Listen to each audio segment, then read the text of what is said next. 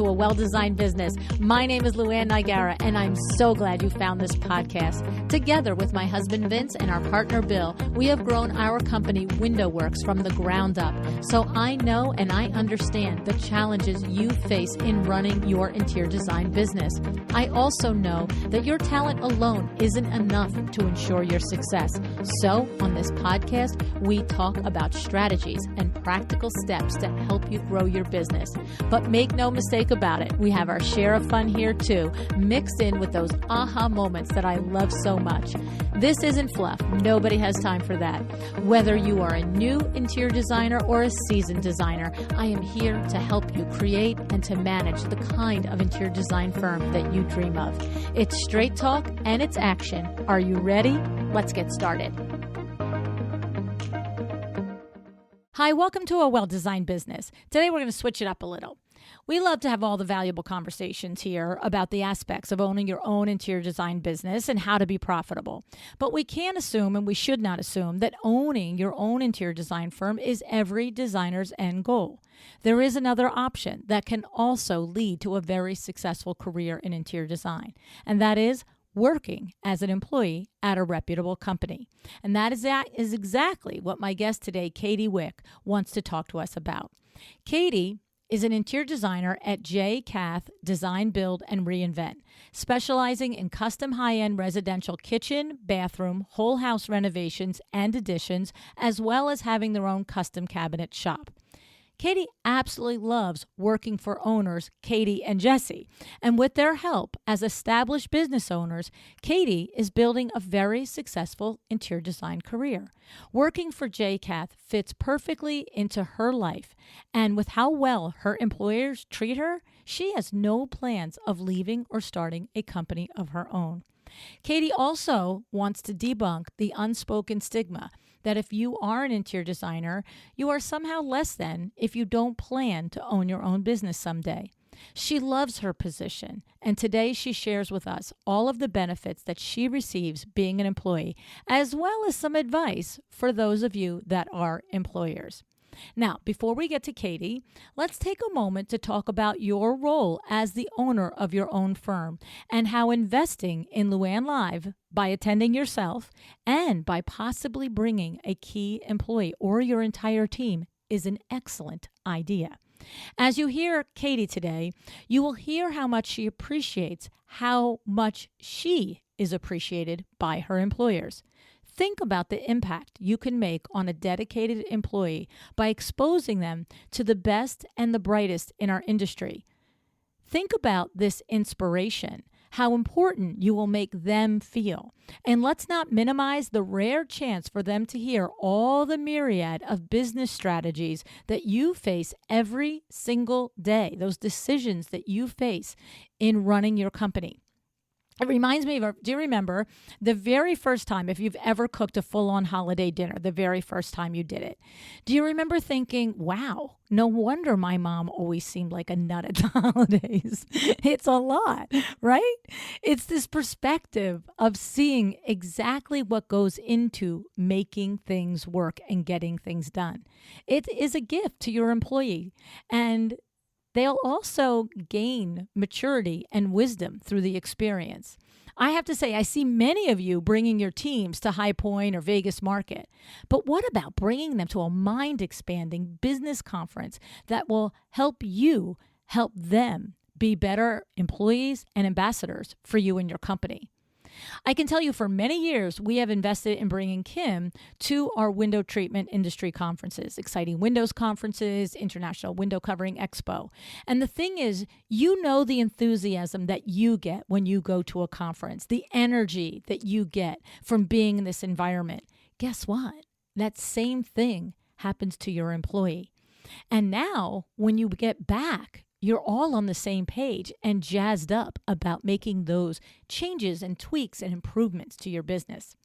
So Luann Live keynote sponsors this year include Nancy Ganskaufer's Profit Insiders, Tracy Connell's The Confidential, Duke Renders, and My Doma Studio. The cherry on the top is having the chance to also meet the CEOs of these companies and others. Talk about being in the right room at the right time. Get in the room. Level up in all the ways. Join me in November. Go to luannlive.com to learn more. Okay, now I'm very happy to introduce you to Katie Wick.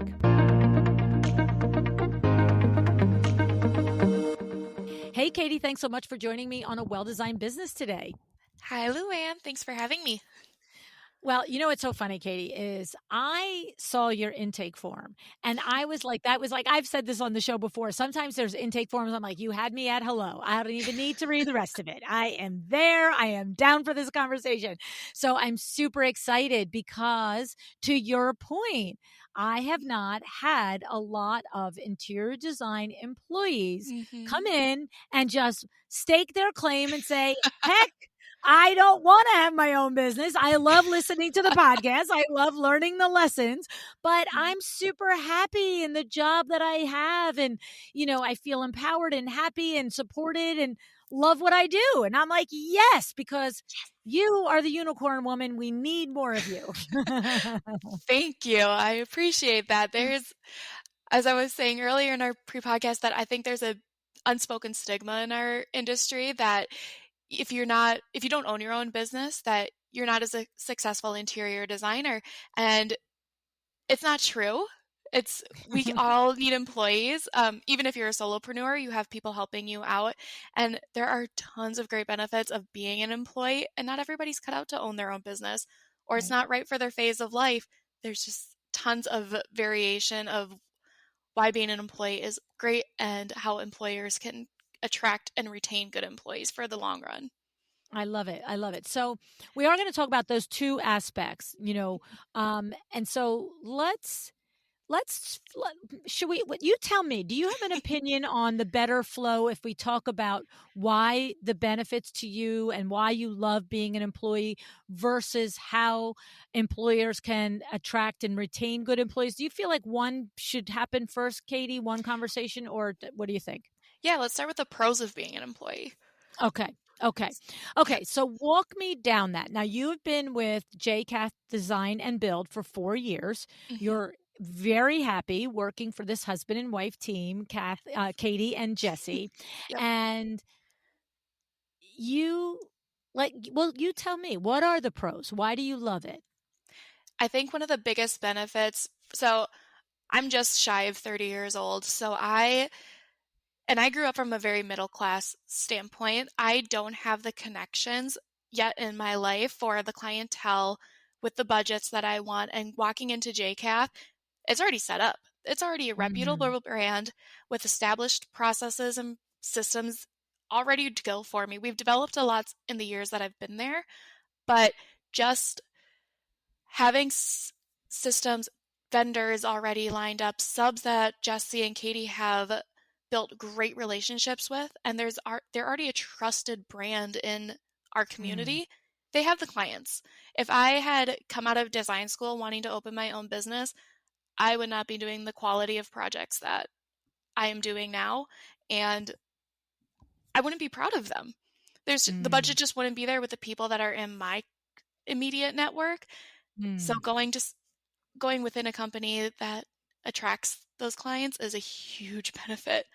Yes. So I love that. The idea that, what I love is that you appreciate that they have a trusted brand, that they have worked hard together to build that, and that you recognize that you have been entrusted by them to work on high level projects that if you had come out on your own, maybe you still would have been somewhat capable of doing it. But I mean, we have to say that having the ability to work within a firm that has established systems and has established vendors, that also contributes to you being able to deliver on high level design, maybe before you might have accomplished it on your own. I don't mean the connections, but the execution of the design. Would you say that that's true? 100%. Jesse has been building cabinets and in the build industry for about 20 years, probably more than 20 years now. And so he has so much knowledge. There's not a house style he hasn't walked into that he hasn't worked on before. So he's just a wealth of knowledge that is teaching me along the way too. So that makes me more trusted with our subs, since he trusts me. In relation, they trust me as well. Mhm. And so to have that extended learning and education from him, Katie as well, she comes from a very extensive hospitality industry and owning her own business as well. So she has that marketing and business mindset to help our business grow, and just an undeniable good eye for design as well. So she's really built the company and established the marketing to get us those clients. And then Jesse brings the quality of work. So they've developed a really great brand in itself, Love and it. I'm happy to be a part of it. And then in addition to our design build team, we also have our custom cabinet shop. So that is a huge difference in our field. Like there's nothing you can beat to having your own custom cabinet shop 50 feet from your door, from your desk. I mean, there's, Right. if I have a question, if I have a crazy idea, I can just walk over to our lead cabinet maker and say, is this possible? And it's yes. It's always yes. It's always yes. They always Yeah. figure it out, right? Yes. And That's cool. to have people that are have that much experience that I'm not learning myself by mistakes on the job is Mhm. they know the right questions to ask, so I can figure it out and get the right answer to them, and that takes a lot of liability out from my own mistakes that Right, I'd right. be bound to make. We all make mistakes, we're human, but Well, it's true. I mean, most of us, what we learn and how we develop, I mean, it's a common thread that Mhm. we develop our process and systems basically on the things that didn't work. It's like, well, that Right. didn't work. Let's try it a different way. Oh, that one worked. Write it down. Yes, Right. exactly. Yeah. And so, as a company and as a philosophy, they are, well, I mean, a cabinet maker, I would have to think by definition has to be process driven. I mean, come on, you Yeah. can't just be slapping things together. And so when you have that eye and that brain, process for building custom cabinetries, and like you said, always being able to say yes and finding the solution, that's a process driven mentality. And are Mhm. they, is it carried across in all of the ways, in the client onboarding and all the things? Like, Katie, what happens in the company that way? Yeah, so we have three different arms, I would say, to the business. We have our design field or our design team, our field team, which is doing the renovations on site, and then the custom cabinet shop. And they all work together, but also independently. Our design team can out-design our field team, so we're working on much more projects than our field team is, and way ahead of the game. So we have everything prepared by the time we can get to that renovation. So there are separate contracts along the way. We're also then able to create a system of once we have design from, let's use a kitchen remodel, for example. We already have the kitchen already designed months in advance before the renovation kicks off. Then we're able to accurately price based on what we've already designed. We're able to more accurately price cabinetry, all the finishes, because those are pre-selected. And then we have a process that we'll get from our mood boards already wrapped up, final package, into the cabinet shop, ready to build. Okay. Okay. I love it. And so when your role in the company, how do you fit in this puzzle between Jesse and Katie and some of I looked at the website. It's a fairly large team. There's other designers and cabinet makers and so forth. What is your day to day and what is basically your role? What are you accountable for? I'd say all of us, even if we have similar job titles, we each wear different hats. Since I do come from a marketing background, my original degree was in public relations and I worked in marketing. I have helped, it's naturally a fit for me to work alongside Katie in some marketing efforts, blog writing specifically, help with more of the visual aspects of styling photo shoots, but also others on our team are working with our custom vanity line. So we offer retail vanities that are custom made in our shop and can ship anywhere within the 48 states. And her job is specifically taking the inquiries or taking those orders and getting them flushed through our cabinet shop. It's not Walmart where everything's like just spitting out product. It is handmade, custom made each one. So My job specifically, I am working with clients on either a design only basis. So we are just doing the design, packaging it up, and they can work with their whatever builder they're working with, or even if it's out of state. Second option is if we are doing the renovation, we do the design on the front end, get everything selected in a bundleable, like concise package that goes to our field team and converts into a renovation contract for a future date. And then also helping with on the field um, problem solving and what is the word I'm looking for? Troubleshooting? Thank you. Okay. Yes. Okay. Troubleshooting. And a lot of the times when we have really big renovations like the ones we're currently working on, the design bleeds into the renovation scope. So we're still working things out as we're building. Okay. Okay. Right. Because things are changing. Because when you're building from scratch, there's going to be surprises. But when you're renovating, that's Mm-hmm. when you get surprises. And then you need to be able to collaborate with the person who's like taking care of what's going to happen on the actual construction part of the renovation, but the designer whose vision was a certain way that can't be executed, possibly, right? Absolutely. And I think that's one of the great benefits of having all three of those arms, our design, field, and custom cabinet shop in one house, is that we're seeing these projects from beginning to end. And so nobody knows the project as well as we do. It saves so much time. The Mm. client's money is spent a lot better. Their time, they're in their house a lot quicker than if they're going to all these different um, trades and specialties to get their renovation completed. And we do specialize in renovation with some new construction. Okay. So going back to your major benefits that you Yeah. identified, which is, you're automatically set up and walking into luxury level projects. You don't have to wait and build your own portfolio and your own skill set. You're walking into a company that has established systems, so you're not trying to figure out what is the order flow process for any one thing. You're Mhm. following established systems. You also have the advantage of having the subs, a built up team of the plumbers, the carpenters, the window treatment people, all of the trusted resources are there.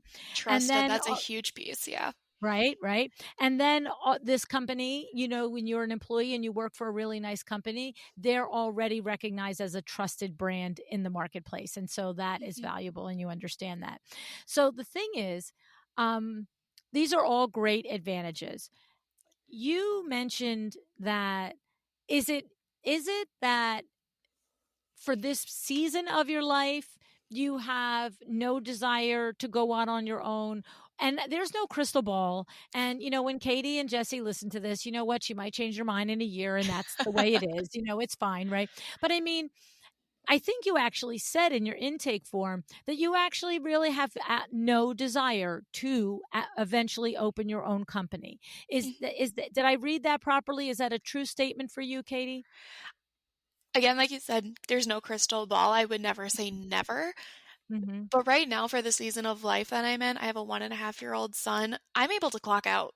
I don't Yes. have the looming business questions over my head every single day. I don't need to work on admin and HR Hmm. faculties of the business. I get to do exactly what I love, working with clients, building and designing dream homes for people, and creating a lifestyle that people want to live.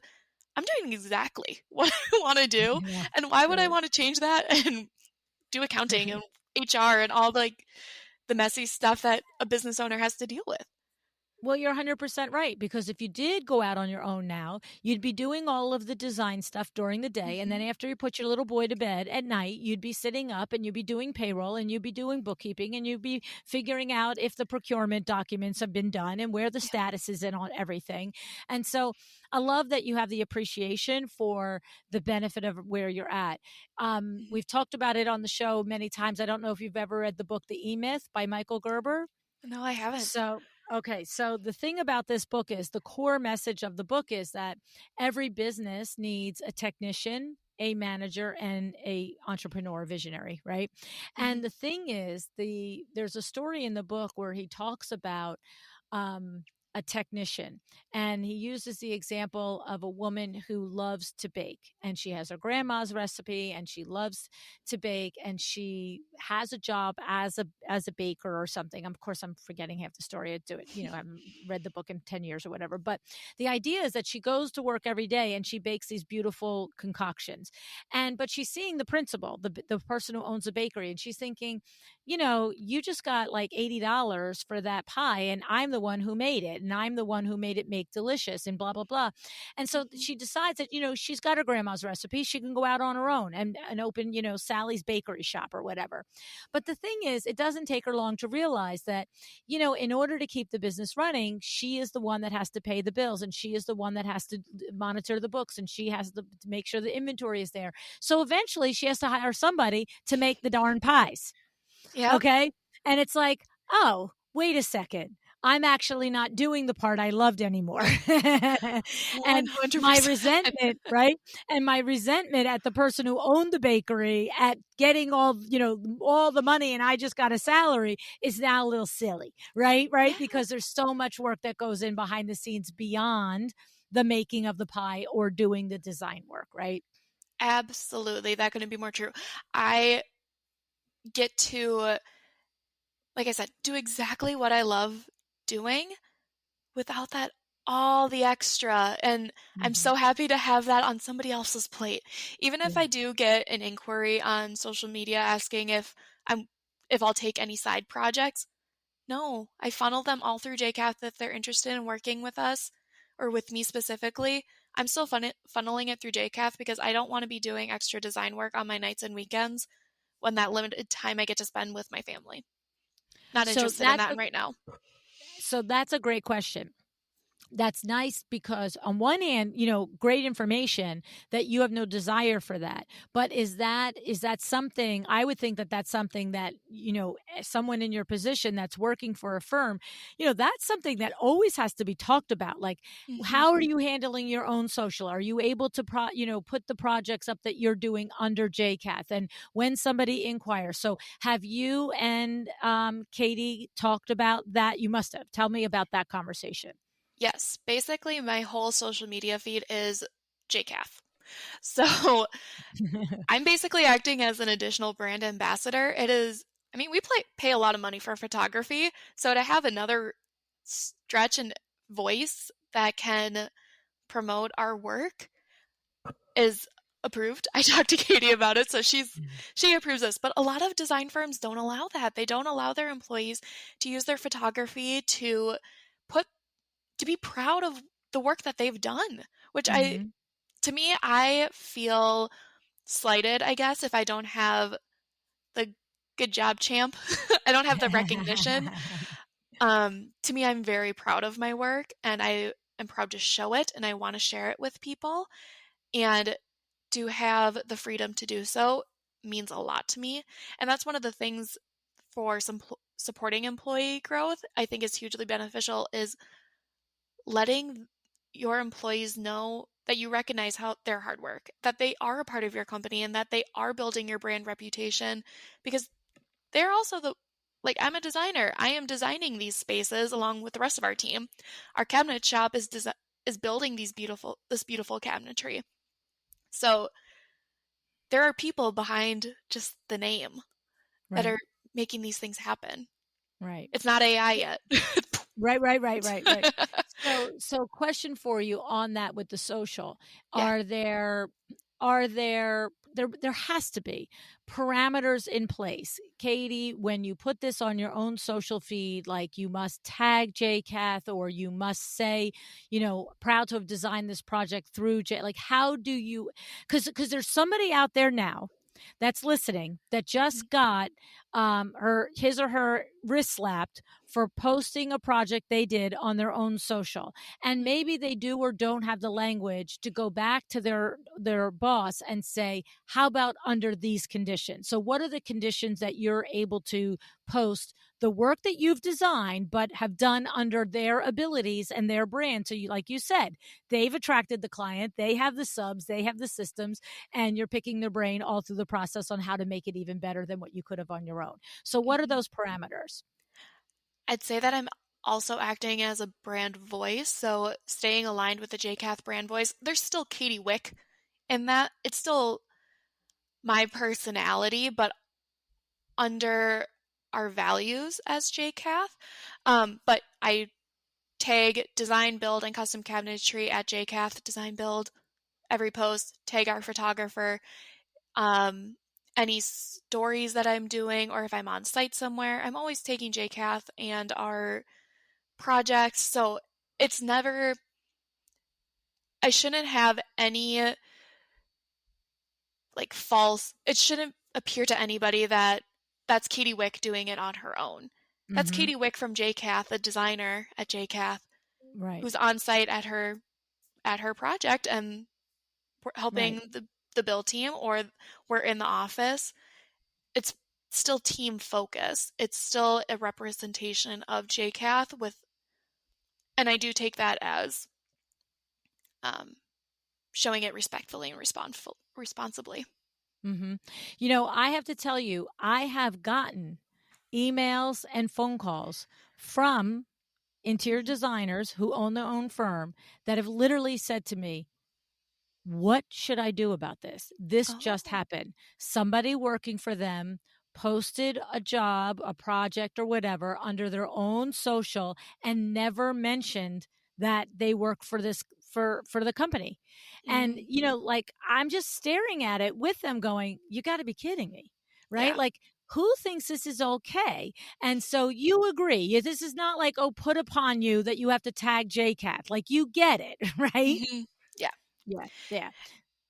So same as if it was, it's not like it's Katie Wick is designed, well, I designed it, but it's not solo me. It's recognition that I'm part of a bigger team. It's a we mentality, not just me, Katie Wick. Even though I can say I am proud of it, Right. it's something our team created together. I don't Mhm. have any false illusions that I would have done that on my own. Like, I would not build this beautiful space with my own two hands. It took a team of really great subs, skilled craftsmen to make it a reality, and all of the work that Katie has done to vet these clients, get them on board, the marketing she's put years into to get those clients on board. And also, should say on the topic of Instagram, 100% of our clients come through Instagram. Oh, really? Mm-hmm. I'd say we have one client right now that is a lifelong friend of Jesse and Katie's, but currently 100% of our clients come through Instagram. And also, since they follow Jkath, Jkath also tags me in my portfolio projects on Instagram, so it shows which designer is working on those projects. So a potential client starts getting familiar that they're going to be working with Katie Wick. Nice. So it builds that trust that a lot of interior designers I think struggle with when it's first name, last name interiors, and the client's not working with that designer specifically. They're working with their team. So it's starting to build that trust. They know who I am, and it it limits a lot of barriers. And Katie Kath does a lot of work on the front end too when she's vetting the clients. That you'll be assigned a designer. You'll be working with Katie or Miranda. You'll be working with somebody on our team and not just me.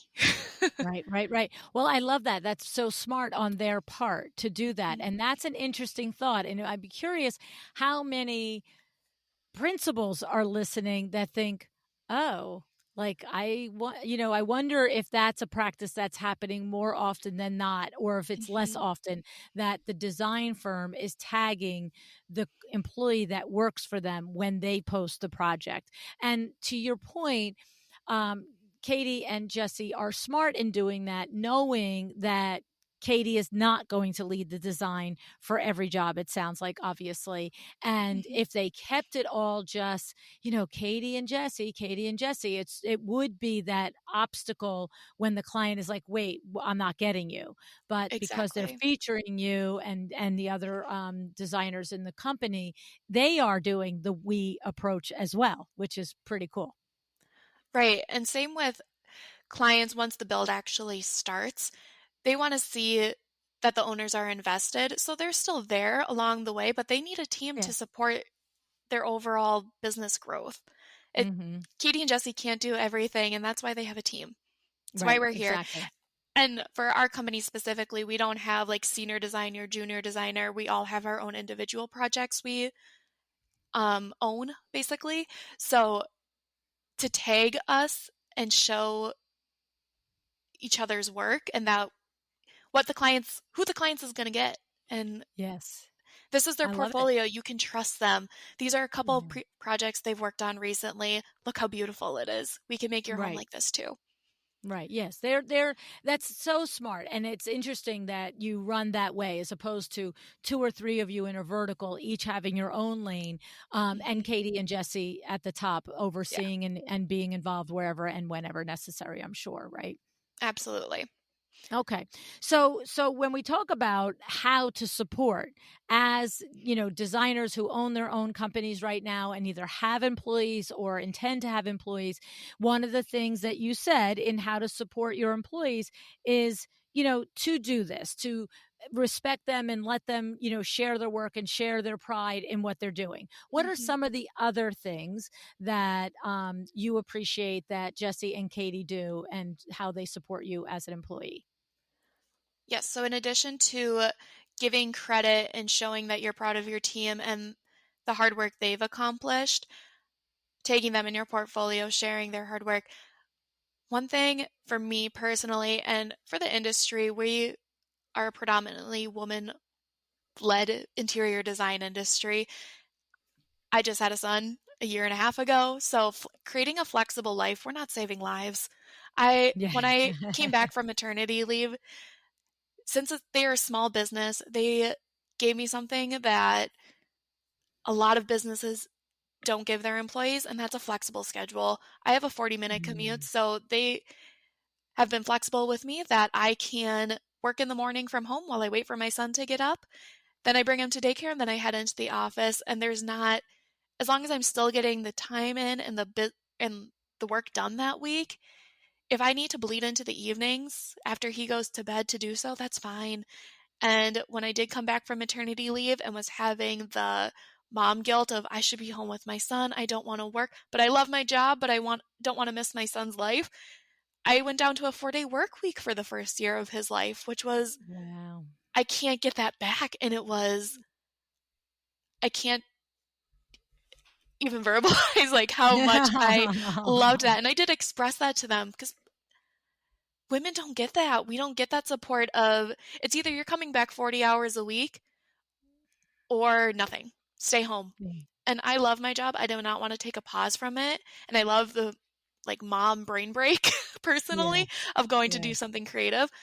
But I still got a full day a week with my son in that first year, and that was the best. So, Aw, all to say, a flexible life, and maybe they're not a parent, your employees aren't a parent, but recognizing that they have lives outside of working for you, mhm, especially as a business where we're not doctors, we're not saving right. lives here.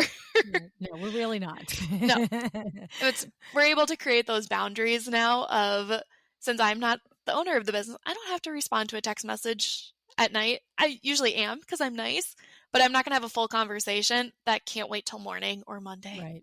Right, right, right, right. Yeah. Yeah.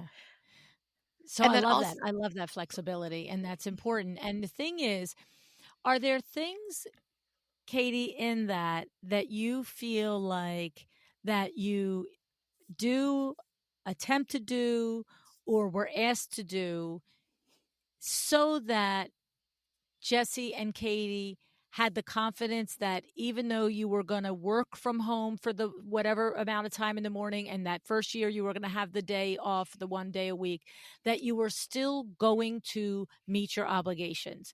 Like, because that's the thing. It's, mhm. most business owners aren't necessarily, cranky just for the fact of being cranky. It's Right. more like, it's like if you give a mouse a cookie, then he's going to ask for a napkin, and then he's going to ask for a glass of milk. And then one morning turns into the afternoon, and then one day turns into 2 days. And that's that's unfortunately the Mhm. hidden fear. I think for those employers that do not allow flexibility, maybe they've previously been burned, or maybe they just can't imagine an employee being productive with a reduced schedule. So can you think of things that you did either as an employee or agreements that you made with them that, somebody listening could be like, "Oh, yeah, that makes it clear for me. I know." Or is it just that you just know each other and you had trust? Because that's the other thing. It could have just been organic. So I'm curious if it was one or the other. I definitely understand an employer's hesitation to exactly give a mouse a cookie. They're going to continue asking for more, most likely because somebody has taken advantage of that in the past. And I would say that there are occasions if my son is teething that he needs to sleep. And I don't want to wake him up for the sake of being in the office at exactly on the dot at 8:30. And Mm, they're flexible to that. But I would say for those, it's realizing that your employees are human. But I would ask employers, like, if they're afraid to give that flexibility to their employees, do you trust your employees? mhm. I believe I have created a relationship with Katie and Jesse that they can trust me that I am going to get my work done, that they can come to me when they are feeling that I am slacking in something or that I need to pick something up. If we are on a deadline, they can come to me and we're able to have that conversation. If I need to work a couple extra hours to get something done, sure. I just need to be communicated that. In terms of processes, we use Monday.com, and so that is a Mm. fully automated. We've built it out. We have maximized its capabilities. That has automa- automized our processes of what our deadlines are. We can assign each other deadlines of what needs to be done. They can see where our projects are landing up so they know how far to book our new clients in.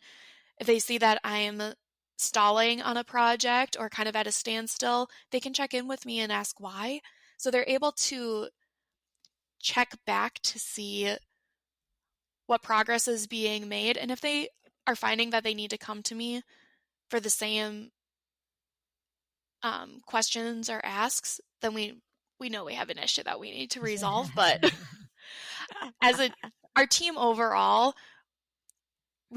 I think we have 12 employees. Are there 12 of us now? Like, we're close. We can all Mm, talk with one another, that it's not 50 people and hard to maintain everybody. And that's a benefit of a small business, that we have the flexibility that, and it's not all one size fits all like with a giant corporation. I love it. I love it. It sounds like that, Jesse and Katie have created a culture in the company Yes. of Yes. trust and openness. And Mm-hmm. so the thing is that the takeaway there is it sounds like there has to be a willingness on both your part and the employer's part to say the things, like have the Mm-hmm. hard conversations. Either the employer has to say, "I feel like this has been stretching a little out," or you need to say as an employee, "It'd be great if this." But it does sound like the success of it is rooted in the communication. Yeah, that's a good way to put it. And also the relationship of culture that we have built. Um, I personally feel I would never want to burn my employers. I would never feel good taking advantage of their generosity. They have been very generous to me, and the lifestyle that I can now have because of this flexible schedule. If and I should say that if I were to have to take the choice of you're going to come work 40 hours a week, doesn't matter, from 8 to 5, 5 days a week, I probably wouldn't have been able to do that in the first year of my son's life. Right. And so they have, by giving me that flexibility, they have retained me for years to come, Mhm. because I Mhm. know that they support me as a human being in addition to as well as their employee. I love it. I love it. And That's such a great way. I care about them as not just my bosses, but as individuals as well, that I want the best for them as well. I don't want the business to suffer. So I'm going to do Right. everything I can. It's my reputation as well too if client work suffers and if we're not Mhm. putting out good work. Ultimately, even if this is a temporary job, which I don't see it as being, but it's still my reputation too. Right. Even if it Right. has Jkath's name on it, it's my Yeah. reputation. I love that. I love all of that thinking, Katie. I think it's very, it's so funny. I was about to say very mature of you, and that does not meant. It's not meant patronizing. At 30 Thank years you. old, you're a mature woman. So Thank you. it's just an evolved way of thinking about it. Instead of an employee with a "what about me" attitude, it's an Hmm. employee that truly has, this is about us. And Yeah. the thing is, I think the key is that each each side, both the employer and the employee, have to acknowledge what they're getting from the situation. And like you Hmm. just expressed there, Jesse and Katie looking at you saying, well, would we rather lose her for a day a week for a year while she has this special time with her son, or lose her forever? No, Yeah. we'll figure it out. Right?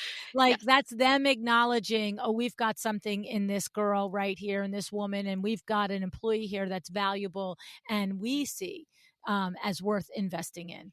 And so that's a pretty cool thing. And that's where employers have to have the long game view, because you know Hmm. what, first of all, it's insanely hard to find right people. It's always hard. Right now, it's ridiculously hard. But I'm going to tell you, in 40 years in business, I've never felt like, oh, there's just 1,000 people that would be great. I've never felt like that. I don't care what economy we're in, what environment we're in. It's never felt like, hey, all the good people are just standing around waiting for us to find them. It's always a challenge to find employees that share the culture that you share, that have this appreciation for the business that they're coming into and the advantages that they get, have a talent and a skill and all of the things. Um, but it is up to us as employers, when we find them, to make sure, as you said, that they get the support and the credit and the flexibility in order to be able to be a regular human and still have a job, right? Absolutely. And thank you for saying that I'm mature. I appreciate it. I'm a little bit, but you're 100% right in that it's hard to find good work. And as interior designers, we there's a quick turnover because there is that stigma of I should go out on my own business. I can make my own rules. I don't feel like I'm getting the acknowledgement and respect at this company. So I'm going to go out and do it on my own. But if you set your employees up and give them that autonomy to own their projects, to recognize the hard work that they've put into it, then they can feel like a sense of ownership in that as well. Um, and everybody's replaceable. Like, Yeah. This is true. I've learned this. I don't care how good you are. I can replace you. It stinks and it's yeah, painful, but I'm even replaceable. You know yeah, what I'm saying? Like Vincenz could look at me and say, "Look, lady, you're out." right. And with I mean, he might pay hard, Katie, because I'm not going to let him do that. But I am ultimately replaceable. well, and exactly, it's we're going to make it harder on you too. If you replace somebody, that's that much training in. It's Oh, getting somebody onboarding to your standards, finding the right fit of your design style that you want to build. So mhm. it's not each person, each designer is not apples and oranges. It's finding that culture fit that Yeah, fits into your yeah. company, that's designing to what Katie and Jesse want to put in their own portfolio, make their mark on this city. That's such an interesting little layer there to just emphasize. When a company, like mine, like Louie and I Garrett Inc., if I need an Mhm. executive assistant or a marketing coordinator, like my favorite people, Mariali and Diana, right? Like, yeah, they have to be sharp. They have to be Mhm. sharp, people that can handle all the things. They have to know their lane. They have to be expert in their lane. But they don't have to like have an aesthetic like I have. Like that's you know what I'm saying? Like if, Yep. for you to be very happy in an interior design firm and for them to be happy with you, all the other things have to fit: the work culture and the work ethic. But you have to also say, I love designing towards this aesthetic, and they have Mhm. to find the person who they're willing to put their name on, Yeah. as this person designed with us. That's like a whole other layer. That's like to me looking at all my employees and saying, oh, I was about to say you all have to dress like me. That would be funny because I like my real life. I'm in yoga pants and sweatshirts 98% of the time. So they'd probably be like, well, that's easy, but yucky. You should demand But it for your birthday. right, Make right. them But if all I dress were a like you. fashionista, right? Like if I were a fashionista, that's like saying you've got to dress like me too. Like that's Yeah. crazy. I never actually consciously thought about that extra layer. By the way, what's so funny is I can tell you half my chairman of the boards are like, wait a minute.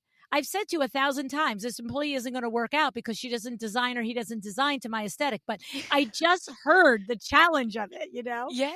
So that's so funny. And especially finding somebody in your market with Yes. that skill set, the technical skill set that you need to support your business. And again, we aren't a super huge company, so everybody's skill set is important and contributes to one another. Yeah, yeah. So I have a question that I want to ask you that doesn't have to do with the ways that an employee can support the employers. Do you have any other tips on that before I change the subject here? I would say for business owners who are looking to start their own business and are looking to grow a larger company that does have several employees, several designers under them, consider not naming your company first name, last name, interiors, Okay. design.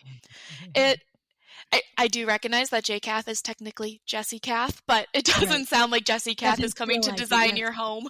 Yes. Yes. But having being able to work for it gives you something to work towards the greater name of a company instead of just this is I'm going to use my maiden name, Katie Miller Designs. Like that says Katie Miller only gets the credit for it and Mm-hmm. not our Okay. team as a whole and our business as a whole. And Julia Miller, locally here in Minneapolis, she recently did this wonderful rebrand last year from Julia Miller Interiors to Yond Interiors. And I thought it was just impeccable that she took away from her own name so she can build her Oh, team and give ownership to her team.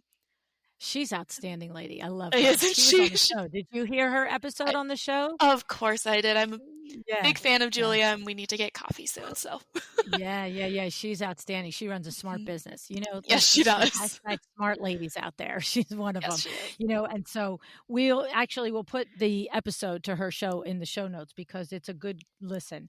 Hmm. So, okay. So what you're saying is if you're out there and you're starting your own company and you have visions and dreams and hopes of having a company that is larger and encompasses other designers, give a thought before naming it first and last name of yourself. It's a funny Hmm. thing because we seem to literally in just the 7 years that I've been doing this podcast, I think we've gone from firm names being, I'm going to say generic, not that they're generic, but like Hmm.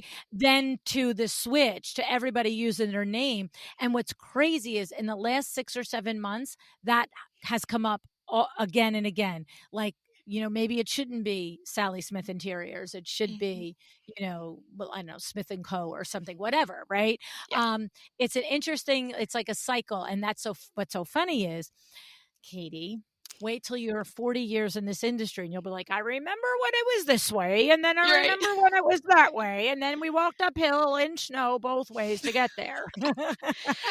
It's all an evolution. It's all That's it. just like your home. It all evolves. It's going to That's grow, and it. your business should grow too. That's it. I love it. That's so funny. Okay. So, the one thing that I wanted to ask you before I let you go, you mentioned it twice, and I would just love a little bit more. You said 2 times this stigma about not having this desire to go into your own business. And I imagine at the 4 year point is probably like when I think of all the designers that I've interviewed in this 7 years, it's unusual for somebody to make the 4 year point. Usually it's, oh, I worked here for 2 years. I worked here for one. I have something to say about that and I will share it with you guys. But I'm curious, where are you actually feeling this stigma from? because Mhm. I don't like that. And I would like us to be part of changing that. So where are you getting that stigma? Where does it rear up for you? That's a good question. I don't know exactly where it comes up for me, but it's always a talking point when you're at social events of, will you ever go out on your own? Are you going to start your own business? When you become an interior designer or you're in school, it's the question of how are you going to run your own business? Are Mm. you owning your own business one day? And especially with businesses with first name, last name interiors, things like that, it makes it sound like you're not you're not able to put your name on something, your own stamp on something unless it's your company name, your business name. Mm. And it's kind of funny if you think about any other industry. Let's use Target for an example. You don't know who works at Target except for head honchos.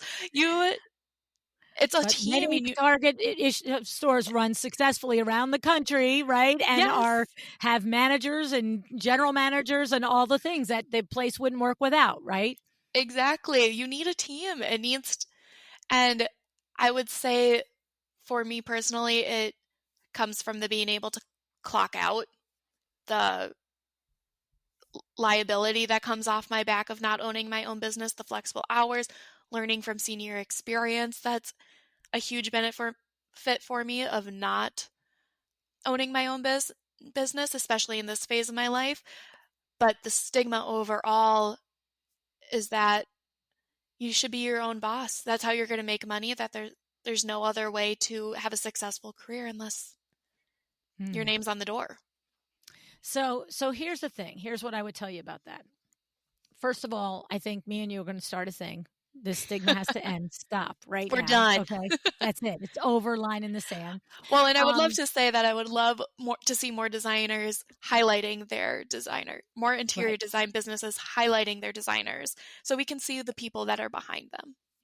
And what's interesting is that's a great first step in being the ones to start to dispel the stigma. Because if more principal firms would highlight their designers, then it maybe wouldn't feel so much like there's no glory, there's no credit, there's no worth Hmm. unless your name is on the door. Because that's Yeah. basically what you're saying is like you're working very hard, you're making beautiful creations, you have the respect and the understanding, the gratitude that it's happening because of the largesse of your owners and the ownership team and your colleagues, but you're still actually have intellectual property invested in that. There still is the Katie Wick design on it that you sat and did the things. And Hmm. when the credit comes across, then I think I'm hearing you that the the accolade doesn't just happen then if you're the owner.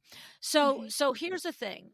I have to say that it's categorically ridiculous that if the stigma is coming from the principals, if the Hmm. principals listening are part of this unsaid, unspoken, the subconscious stigma, we're exactly the ones who need good employees like Katie. So us, contributing to a culture where the only end game for an interior designer is to eventually open their own firm just literally limits the pool of talented, dedicated interior designers that we can have working for our companies. So that's insanity if the principals are the one creating this. And then I would say to you that it strikes me as when someone questions you at an event, maybe follow it right up with, and proud of it. Like, love my company, love my firm, like start Hmm. to really sit in it and challenge the other person that there is more than one way to do this business. You know what I'm saying? Absolutely. Yeah. And Yeah. there is a huge benefit for employers to give, how do I want to say this? Give that recognition to their employees and taking it from the ground up and recognizing it within themselves of why did they start their own business? Is it because they Right. didn't have creative control in another setting? Did they want the Mm. flexible hours? Did they not have employers that supported them for the lifestyle that they wanted or the designs that they wanted to? Did they hinder their creative capabilities? Mm-hmm. So why did most interior principal designers start their own business? And think about that so you can support your own employees and build them up and have them with you for a long time. Mm-hmm. And did you want more benefits throughout your company that you wanted Mm-hmm. that they weren't able to support you? There's so Yeah. many Yeah. a little self-reflection I think can go a long Yeah. way. Yeah. And I think the thing that I wanted to add about the fact that it kind of stands out to me that you're with them for 4 years, even though 4 years is like a blip on the radar screen. But Yeah, in the it conversations I've feels very had, long. yeah, it kind of does, measure up as long. But the point I wanted to make is that the only example I can think of off the top of my head right now is Carrier and Co. Mara and Jesse. And they are, you look them up if you're not familiar with them. Like, that's a major design duo, and they are super talented, super top of their game, New York City based. And when I interviewed them, like many of that, like that level, like crazy, stupid, talented, well run companies, they both worked at firms for like 10 to 12 years. Mhm. You see, so they were, I don't even remember how many of their 10 years working for separate firms that they were a couple or married. That part I don't recall. But I can tell you the there, if there were 10 firms that I've interviewed that are, look, this to be serious. We all know the difference between a regular firm and a super elevated, Eldecor AD 100, yada yada. And the ones that I've interviewed, it's a weird, crazy pattern that they have spent a good 5-10 years in the trenches learning from a well-run company before they Mhm. go out on their own. And it really does. If you ever do, not you, but the world at large, when you do go out on your own, you have seen everything. You have Yeah. seen everything. You have been in every hot seat. You have, made every mistake. You have watched every client implode. And, you've just learned all the skill sets, and it does make a difference. And so, I don't think there's a problem. And the one other story that I wanted to share was, I thought it was really interesting. A couple of years ago, I was doing a Zoom meeting with a bunch of students from New York School of Interior Design, and the professor had asked me if I would come in and teach, and not teach the class, but speak to the class. And I love doing that for all of you that are professors in the universities. I love doing that. Just saying it, okay? Plug. It's so fun. I know, plug, total shameless Yes, plug. do I it. do. I just love doing it. It's so fun to meet, and usually for interior design, you're looking at some people in their 20s and some people in their 40s because Yeah. you know what I mean? So it's a very interesting conversation always, and I love it and appreciate it. But what was funny is I never forget this one time. They were all like, usually I'll speak in the beginning of the school year to them, but this one professor asked me to come right before graduation. And I asked them, how many of you were planning to work for another firm or start your own firm upon graduation in a month from now? I'm looking at 20 faces. I literally was dumbfounded. There were like two hands that were going to go work for someone else, and everybody else was starting their own firm. And I was like, oh, sweet Jesus, good luck, Whoa. all of you little chickies. Like, I Mhm. mean, what do you know? You don't know anything. Stop. You know Right. how to draw a line. You know how to put a soap in a floor plan. You don't know anything about running a business yet. Yes. You know what I mean? And that doesn't mean there wouldn't have been somebody that was a returning, like Sandra Funk came from finance and then opened up her business. Mhm. There's, many. Erica Ward was in, high level project management and then opened up her interior design business. So if you have that background, but if you're 21 years old, graduating college, I'm sorry, and you're in New York City, go get a job, please. And I think that's a huge thing that as interior designers, why so many people have it as a second career is because if you do it right out of high school, you have no life experience of living on Yes. your own. Most Right. And people. I what, shouldn't say everybody, of course, but right. your parents ran your household or your That's it. caregivers ran your household. You do not know what it takes. And like so you don't have that life experience to attribute to designing a well-designed space, a livable Right. space. Right. The home you grew up in is just the way your home was. Right, right. And you weren't the mother or the father trying to cook the dinner and make the things happen, and the Yes. sink is in the wrong spot, and the Yes. laundry room is in the wrong part of the house. What the heck is happening here? And there's no Everything was door to let the dog out. everything was magically where it was supposed to be, as it was, cleaned up, tidy, Yeah. ready for dinner. And that's why I think a lot of people have much more success when they start another career, get that maybe business background, Yes, and then yes, hopefully have 100%. those transferable skills that they can take into the next phase. Yeah, no, I love it. So good. Well, I have to tell you, Katie, I love this conversation, and I love that you are very happy and appreciative of the company that you work with and for. They sound like an outstanding company to work with Mhm. and for, and Yeah. you sound like an amazing employee to have. So, congratulations on the perspective of it. Right? Thank It's a you. two-way street, and it needs to be a two-way street, and having been an employer for 4 decades, I can tell you I've had the ones like you and I've had the ones that weren't like you. And you're just like, okay, sweetie, you could do it so much better. There's the door. Go ahead. You know Mhm. what I'm saying? So, And I would that's the say I'm thing. not When you're here just to burned, suck up, I yeah. promise. No, no, no, no. I can tell that you're genuine. I can tell that you're genuine. Yeah, 100%. So Good. I appreciate your coming on, though. I really do. Thank you for sharing this perspective and for opening this conversation because, I don't often hear from, Yeah. those of you that work for companies. And so, like I said, it was like a hell yes. Yeah. Okay. Yes. I'm not even reading the rest. She's an employee. Mhm. I want to hear it. So, Yes. employee, I want to hear it. So, anyway, thank you so much. And please, give a high five to Katie and Jesse. They sound like they're doing a great job.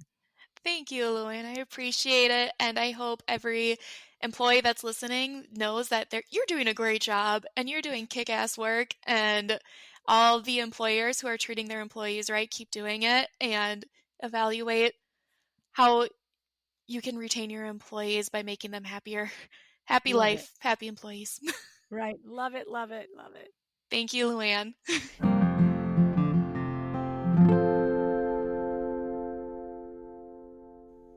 Okay, pretty fun, right? Now, if you've met me in real life, maybe shared some tough challenges with me in running your business and trying to get it profitable, you know then that I never exclude the option of working for someone else. Every single interior design business needs rock stars to be successful. None of us can do it alone. And knowledgeable, dedicated, interested, talented people are hard to come by. And I have said to many of you, if you love designing, if you love the process of doing the design work, then be someone else's lead designer. Being someone else's lead designer, project manager, or procurement officer can be that dream come true. No meetings with accountants, no going home with the weight of the business on your shoulders, pretty normal hours, vacations, all the things. It's not a bad gig. So the thing is, to this end, I'm at a loss about this lingering stigma that somehow as a designer, you're expected to have this end goal of owning your own business. Who exactly is perpetuating this? It doesn't make any sense. You, the interior design firm owner, you need fantastic designers who are happy and willing to work in long-term positions for the betterment of the company they work for and for themselves, right? There are people out there that don't have this crazy entrepreneur gene in their DNA, and they need respectful, successful business owners to work for. So, how about we all be supportive and we recognize that each needs and wants the other, right? And if you are like Katie, choosing or thinking about choosing to be an employee, yay you. Yay you for knowing what you want and go carve out your space in the industry. Those that own design firms need rock stars, okay?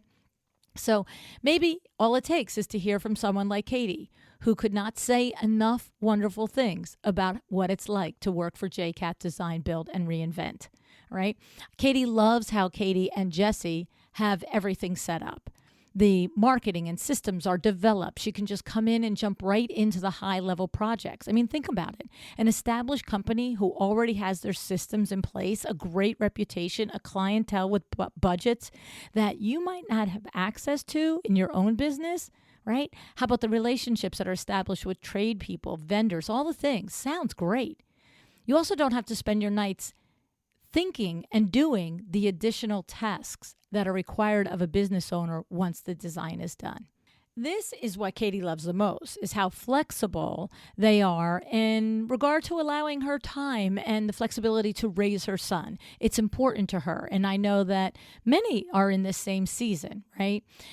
Here's the thing. We're aware how hard it is to find good help, and Katie has lots of reasons why she feels appreciated and won't leave Jkath. But she does have some advice for those of you that do employ interior designers. And she described how, first of all, a lot of designers do end up leaving the firms that they're with to start their own businesses. And sometimes it's simply because they struggle to get their talent and hard work recognized, right? This defeated feeling leads to thinking that they believe the only way to get the satisfaction out of the creativity is to go out on their own. But Katie described how Jesse and Katie have figured out how to empower her, how to acknowledge her talents and contributions to creating and maintaining the company's reputation and legacy, right? So they have their parameters. Katie knows the rules, but the thing is, they're not afraid to say, yes, this lady works for us. She's amazing, and this is what she's created, okay? So think about how you could show your acknowledgement for the talented people on your team.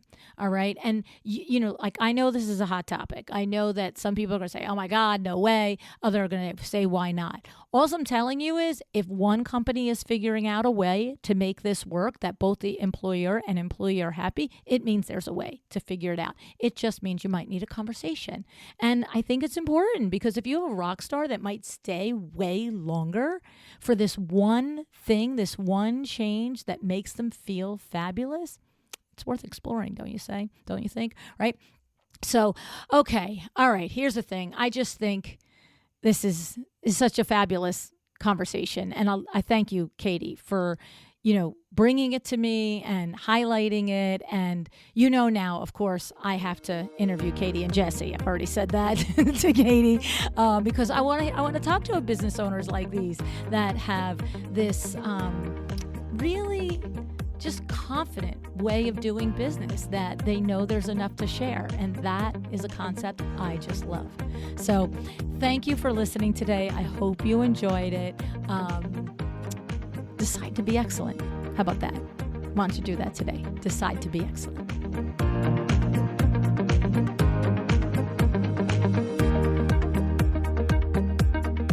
Thank you for joining me today. This podcast is a production of Luann Nigara, Inc. If you want to know more about me, my books, or Luann University, go to luannnigara.com. And if you are interested in having WindowWorks help you with your next window treatment or awning project in the New York, New Jersey metro area, go to windowworksnj.com to learn more. Have an excellent day.